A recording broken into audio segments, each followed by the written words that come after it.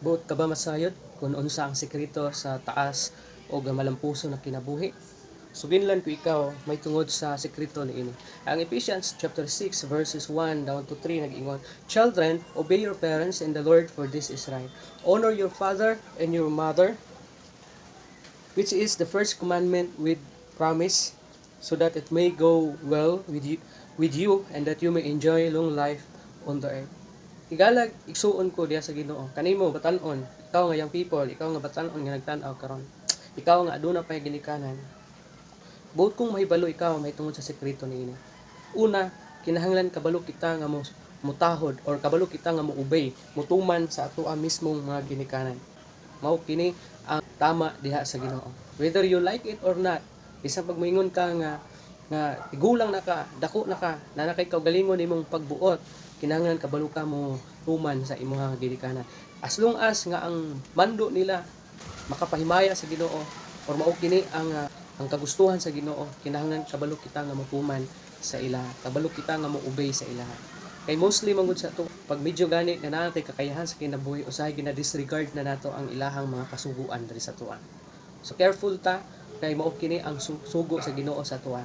Mao kini ang gusto sa Ginoo, mao kini ang tama diha sa Ginoo. Ikaduha, honor your father and your mother. Kinahanglan ato ang tahuron ang atong ginikanan, atong amahan, atong inahan. Kinahanglan ato silang tahuron kay mao kini ang sugo sa Ginoo nga nagdala og saad. Regardless kung unsa man imong naabot sa kinabuhi, regardless kung kinsa man ang imong ginikanan, kinahanglan angay hatagan nimo sila sa angay na mao ang respeto, mao ang pagtahod, mao ang pag-honor sa ilaha. Kay kasagaran kinabuhi nga nangasayang is mao kining mga tawo nga wala gyud nagahatag og pagtahod sa ilahang ginikanan.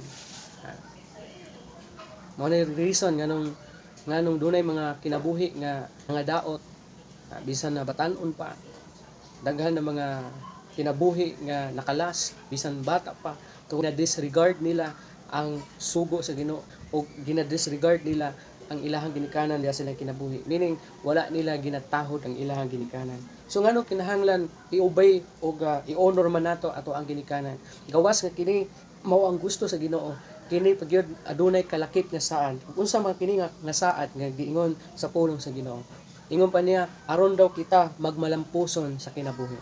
So kung gusto ka nga mahimong successful sa imong kinabuhi, tingali makahuman og eskwela o tingali mauswagon imong kahimtang sa kinabuhi, kinahanglan makat-on ikaw sa pagtuman ug sa pagtahod sa imong ginikanan mismo.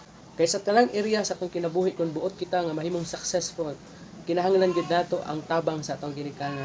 Ang rason nganong sila gihatag sa atoa isip ato ang mga ginikanan is tungod kay adunay rason ang Ginoo niya.